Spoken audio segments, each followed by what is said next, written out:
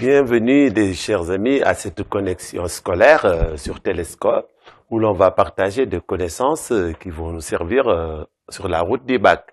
Et si nous nous rappelons bien, la dernière fois, nous avions parlé de la littérature française, du XVIe siècle au XIXe, au XXe, en passant par les différents courants littéraires et les différents genres littéraires aussi que ces courants ont charriés. Mais n'oublions pas que aussi, il n'y a pas que ça. Notre démarche par rapport au monde, c'est enracinement, ouverture. Donc, parallèlement à cette littérature extérieure, occidentale, française, nous faisons de la littérature africaine aussi. Et quel type de littérature africaine?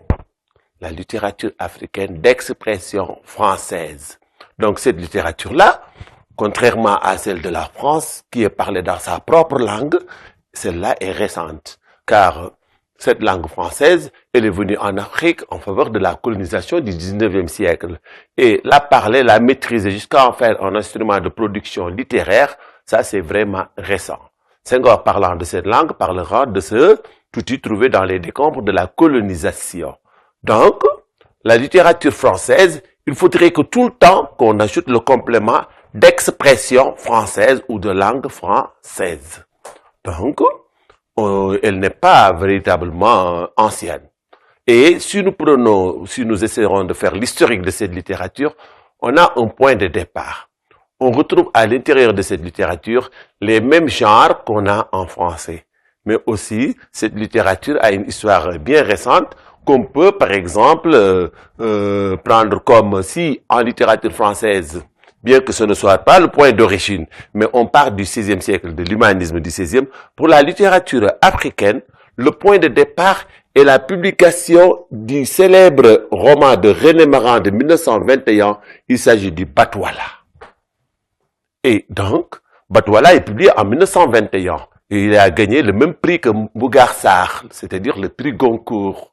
Donc, et ce roman a fait un tel que on l'a considéré comme étant véritablement cette date de publication du Batouala, 1921, c'est considéré comme la date de naissance de cette littérature africaine contemporaine. Et donc, quand on l'a donné comme point de départ, cette littérature va continuer jusqu'à la fin de la Deuxième Guerre mondiale.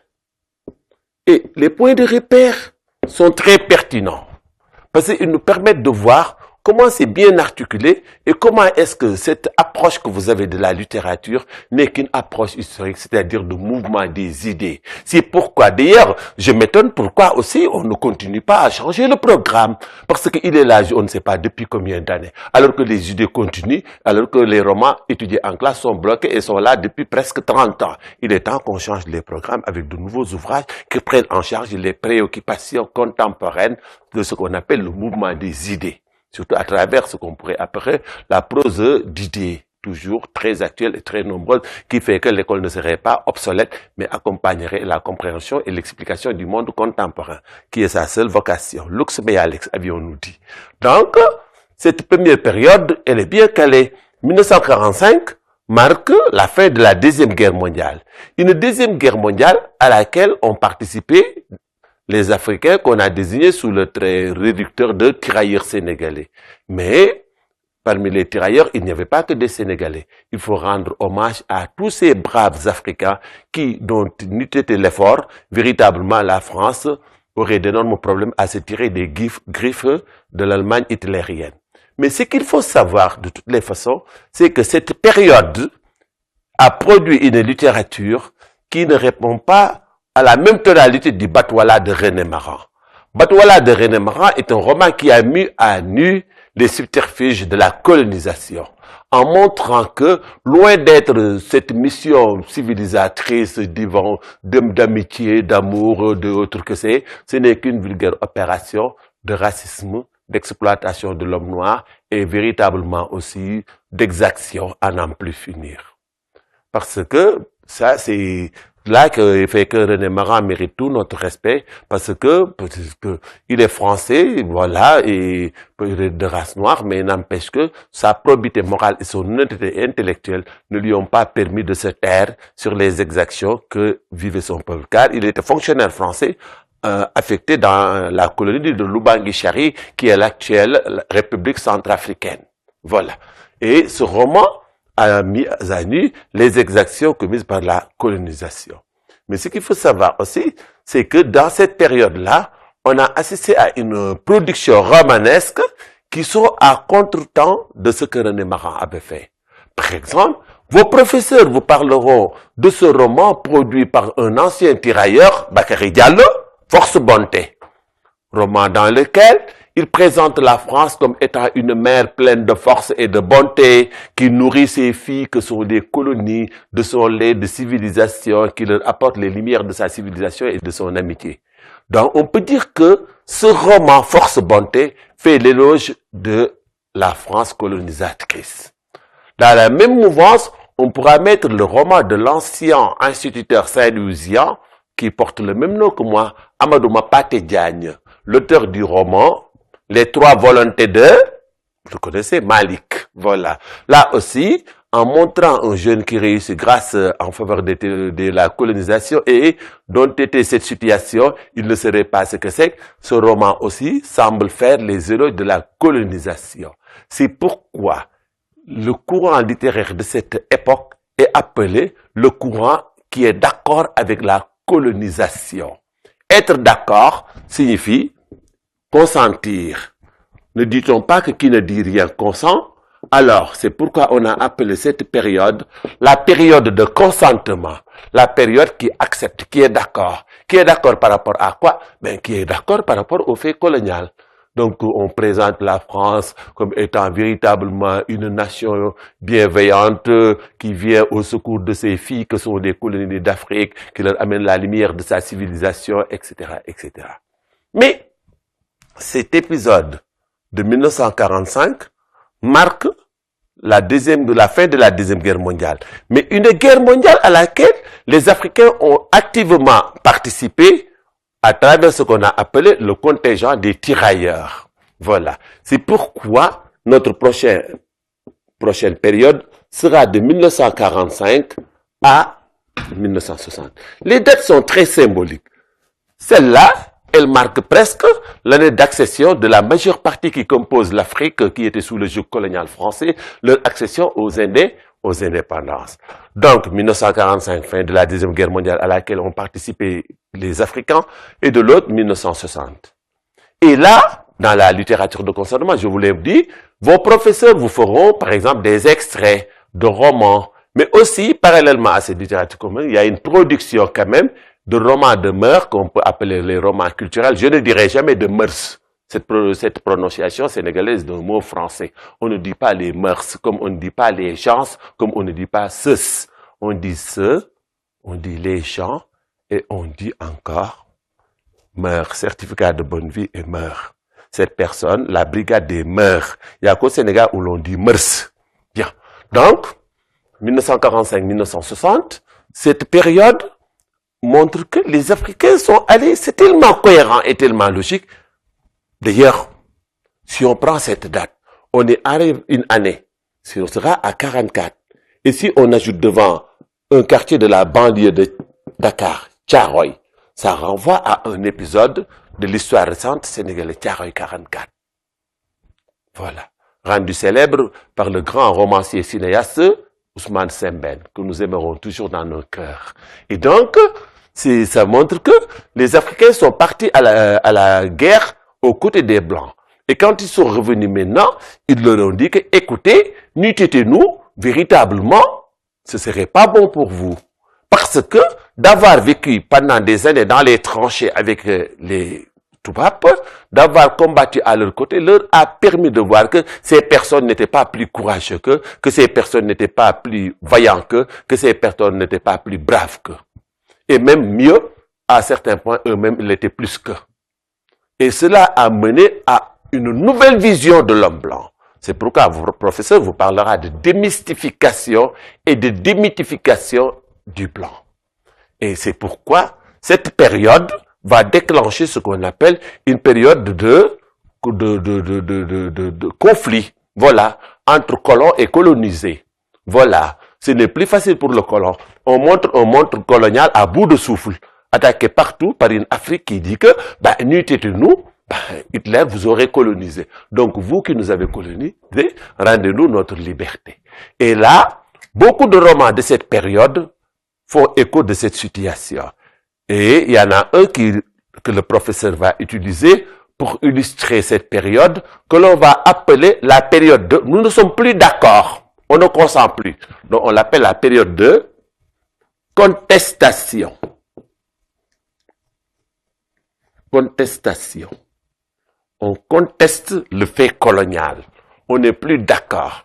Et cette période de contestation va être illustrée par le célèbre roman, oui, dites-le-moi comment il s'appelle, ce roman qui met en scène un héros dont le nom est Tundi, dont les tribulations et les découvertes de pas mal de choses chez les Blancs vont lui coûter la vie, Une vie de boy de Ferdinand Oyono. Voilà, va illustrer cette situation. Au même que les romans de son compatriote veut dire avec qui il partage le même pays, Ferdinand Oyono, Le Vieux Nègre et la Médaille, tous ces romans, même africains, montrent véritablement des relations conflictuelles entre colons et colonisés. Et ces relations conflictuelles de cohabitation, que le professeur même d'histoire géo prendra en écho, par rapport aux conférences de Brazzaville et autres, va aboutir logiquement à cette année qu'on appelle les périodes des indépendances. Kourouma disait que les indépendances tombèrent sur l'Afrique comme une nuée de sauterelles, 1960. Et maintenant, une troisième période qui va des indépendances à nos jours. À nos jours. J'adore bien cet intervalle ouvert à nos jours. Donc, les gars, au bac, vous pourrez même avoir un sujet de résumé discussion ou bien une problématique de n'importe quoi qui est sorti dans un journal de la semaine. Car un élève, c'est aussi de la culture générale, mais que les cahiers et les professeurs. Mais aussi c'est l'extérieur. C'est pourquoi cultivez-vous, lisez, intéressez-vous véritablement au mouvement des idées qui font le monde. Lisez, intéressez-vous à des revues intellectuelles, de recherche et autres, au lieu vraiment de vivre de buzz, de films inutiles et encore d'internet qui rend un tout petit peu truc à culture. Donc, à nos jours, c'est vous qui devez le faire. Et donc, de 1960 à nos jours, c'est ce qu'on a appelé la période des indépendances. Cette période des indépendances a été positive. On avait dit que le responsable de tous nos malheurs, c'est le blanc. S'il part, on sera nous dans nous. On sera content, l'Afrique sera un paradis sur terre et l'homme noir aimera son frère et on créera un paradis noir dans ce monde. Mais que cet espoir, les gars, s'est-il réalisé ou a-t-il été dévié? Dévié. Vous l'avez dit. C'est pourquoi on appelle cette période la période de déception, la période de désillusion, la période de désenchantement. Tous ces trois termes valent dire la même chose, c'est-à-dire un espoir avorté, un espoir déchu. Et déception par rapport à quoi? Déception par rapport aux attentes qu'on avait placées dans les indépendances. Désenchantement, désillusion. Vous avez le préfixe dé qui enlève. Illusion, c'est une vie positive. Désillusion montre que votre vie était fausse. Désenchantement, enchanté, c'est être heureux. Désenchantement, c'est le contraire. Voilà. Et déception, tout le monde connaît, donne le mot dessus. Et cette déception aussi est illustrée par des romans qui mettent en scène les prévarications, les détournements, les atteintes aux droits de l'homme dont sont responsables certains des nouveaux maîtres de l'Afrique sont autant de thèmes qui inspirent la production contemporaine. Et le roman qui illustre le mieux cela, c'est celui qui porte même le titre de Indépendance. C'est celui de Amadou Kourouma, le fameux Soleil des indépendances, de Amadou Kourouma. Soleil des indépendances. Voilà. Et de Amadou Kourouma, un roman qui met en scène un héros, voilà, du nom de Fama, qui, à travers lui, nous vivons même toute cette déception à travers ce personnage que les Africains ont des indépendants. J'adore bien ce roman car il nous permettra aussi de revenir sur un courant qui s'est incrusté dans la première période. Un courant purement poétique. Quand je dis Senghor, Césaire, Damas, vous pensez à quoi? La négritude. Mais, la négritude, un mouvement poétique aussi, qui ne s'est pas inscrit dans la mouvance du roman, mais qui s'est illustrée vers les années 30. Et cette négritude-là aussi, il faudrait que le professeur aille aux sources pour vous expliquer que elle a ses sources aux États-Unis, où vers les années 1903, par exemple, un sociologue du nom de Webb Du Bois, William Edgar Bernard Du Bois, Webb Du Bois, les Américains aiment bien abréger les noms, va écrire un livre qui s'appelle Âme noire, dans lequel il met à nu véritablement l'homme noir américain qui est là assimilé, qui est là considéré comme une bête de somme et qui n'a pas droit de citer, qui n'est que moins que rien. Et ce roman va éveiller les consciences. C'est un roman de prise de conscience. C'est une prose d'idées. Ce n'est pas un roman, mais c'est une prose d'idées, comme on dit. Et cette prose d'idées, à travers ce roman Âme noire, dont le titre anglais même rappelle un groupe d'arabes de chez nous, de Awadi, positive, Black Soul. Ouais, avec Degueti, nous vous aimions bien quand on était jeunes. Et donc, ce roman Black Souls, Folk of Black Soul, de Webb Du Bois, posera un postulat que tous les Noirs de la diaspora vont revendiquer comme mot d'ordre. Rappelez-vous, le prof de seconde en parlait. Je suis noir, je me glorifie de ce nom et je suis fier du sang noir qui coule dans mes veines. Parti des États-Unis, ce mouvement qu'on va appeler le mouvement de la Renaissance nègre, en anglais The Negro Renaissance, et donc va essayer de se donner pour objectif de créer un nouveau noir, un new negro, c'est-à-dire considéré, respectueux et qui a droit à la citoyenneté comme n'importe quel citoyen américain. Et vous savez que aussi, la race noire fait partie des races les plus, je vais créer un néologisme, ça veut dire un nouveau nom, diasporisé. J'ai dérivé diaspora pour créer un adjectif. C'est-à-dire que la race noire est une race de diaspora. Qu'est-ce que c'est que la diaspora? Allez, dis-le, tu la connais. Vas-y Malik Choud. Oui, Malik, diaspora, dispersion d'un peuple à l'échelle planétaire. Donc, les Africains sont partout. Et tu me diras, cela est une conséquence de quoi, Cheikh Diagne? Oui, Cheikh, vas-y. C'est une conséquence de, Cheikh, dis-le. Ouais, de la traite négrière. Au moins, aujourd'hui, tu suis. Donc, vous voyez, à vouloir mettre partout dans les plantations des Noirs, on a créé une diaspora. Et partout où il y a la présence de Noirs, ceux-là vont se dire que, tiens, nos frères des États-Unis sont en train d'amorcer un mouvement de renaissance nègre, envie de redonner aux Noirs sa véritable place dans l'humanité, envie de créer un nouveau Noir. Ce mouvement, parti des États-Unis, va irradier la diaspora. Dans les Antilles, il pourra s'appeler négrisme. Ailleurs, il va s'appeler, par exemple, indigénisme. Mais il arrive en France, au quartier latin, vers les années 30, où il y avait un Sénégalais étudiant du nom de Léopold Sédar Senghor, un Martiniquais étudiant du nom de Aimé Césaire, et un autre Guyanais du nom de Léon Gontran Damas. Ce trio, qui se retrouvait, ces deux sœurs antillaises dont l'histoire semble oubliée et qui méritent tout notre respect et notre hommage, les sœurs Nardal, Annette Nardal et Jeanne Nardal, vont les accueillir. Et dans leur maison, ils vont parler et capter ces idées qui nous viennent de l'extérieur pour eux aussi s'approprier les idées et se désigner à travers ce concept très célèbre qu'on appelle le mouvement de la négritude. Ce concept a été créé par l'auteur du cahier de retour au pays natal. Il s'agit de Aimé Césaire. Donc la négritude est un mouvement qui est né au quartier latin. Donc quartier latin veut dire le campus universitaire à la Sorbonne, où se trouvaient Senghor, Césaire Damas, Birago Diop et tant d'autres. Et ensemble, ces Africains, ces étudiants africains de la diaspora de l'Afrique vont se mettre ensemble pour véritablement se battre, pour donner à leur race et donner à leur peuple sa véritable place dans l'humanité. Et ce combat sera un combat culturel pour la dignité, ce sera aussi un combat politique pour la libération de leur peuple sous le joug colonial, la libération de leur pays.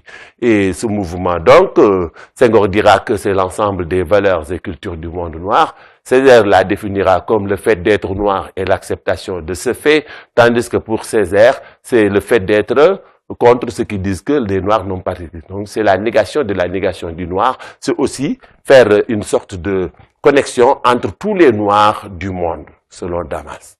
Et ce mouvement est purement poétique. Il s'est exprimé à travers la poésie. Et d'ailleurs, c'est un manifeste, on appelle manifeste, un livre qui véhicule des idées, qui défend une théorie. Voilà, je connais un monsieur dont le manifeste s'appelle Solution. Donc, manifeste. C'est une comme Karl Marx a écrit le manifeste du Parti communiste.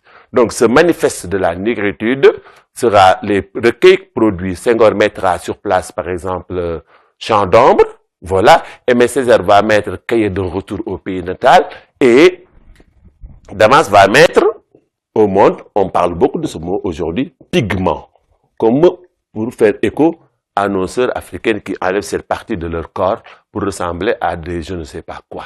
Gardez vos pigments pour être beau. Car comme disait la négro-renaissance américaine, black is beautiful. Voilà, être noir est beau. Et donc, ce mouvement, nous en parlerons. Hein. Il est très intéressant. Et l'on se rappelle, pourquoi j'aime bien ce mouvement? Parce qu'il repose toujours la problématique plus qu'actuelle aujourd'hui au Sénégal de la langue française. Par exemple, dans la première anthologie, une anthologie est à la littérature ce qu'une compile est à la musique. Voilà, une compile de rap, ben c'est un album de rap où tu auras par exemple Awadi, Rouman, Gaston, voilà, j'aime bien la old school, c'est eux que je vais citer. Donc, on les rassemble, on appelle ça une compile. Maintenant, si c'est un livre de poésie où l'on sélectionne des poètes, on parle d'anthologie. Et Senghor va publier une anthologie qu'il va appeler l'anthologie de la poésie nègre et malgache. Malgache en écho à nos frères de la grande île Madagascar. Celui qui habite Madagascar est un malgache. Et donc, on pense à Jean-Jacques Robéa-Rivolo ou bien encore Adéa Mirade. Plutôt, ça c'est le journal, disons, mais à plutôt Rabé Manan Chara, Jean-Jacques Rabé Manan Chara. Voilà. Donc, je disais que cette anthologie a été préfacée par Jean-Paul Sartre. Et tout le monde se rappelle de la célèbre préface. Le nom? Allez, Abbas, dis-le. Orphée noir. Orphée noir. Et dans Orphée noir, écho à Orphée, ce héros qui est allé aux enfers récupérer son amour Eurydice, en s'accompagnant uniquement de sa lyre. Donc, comment il s'appelle? Jean-Paul Sartre appelle là les poètes de la négritude des orphées noirs. C'est-à-dire des personnes qui vont, comme j'ai dit, naguère, plutôt, Orphée avait libéré sa femme, vont libérer leur peuple à travers la poésie. Et Sartre dira dans sa préface, oui, donc il dira que poème cri, poème chant, poème tract, mise à mal de la langue française, forcé à dire la langue française. Mise à mal de la langue française, forcé à dire l'altérité nègre. Donc selon ça, j'aime bien les Africains maltraitent la langue française pour la pousser à dire l'Afrique. Donc cette préoccupation ne date pas d'aujourd'hui. L'on se l'appelle Étienne Larue qui dirait « Oh mon Dieu, ne sentez-vous pas cette souffrance à nul autre pareil que de vouloir dire dans des mots de France ces sentiments qui me viennent d'un cœur africain ?» Tchikaya Tamsi dira que, voilà, imposé ou non, la langue française était là, toute séduction d'or, car le français était l'avenir, puisque la connaissance et les métiers modernes passaient par le français. On n'avait pas le choix. Donc, ces gens avaient déjà posé la problématique. Senghor dira que devrais-je faire mes poèmes en sérère au point de ne pas être compris par la majeure partie des Sénégalais? Encore, dira-t-il, devrais-je maltraiter la langue comme le fait Césaire au point de ne pas être compris même par l'élite? Donc, l'Africain, c'est langue et la langue française, c'est malgré lui.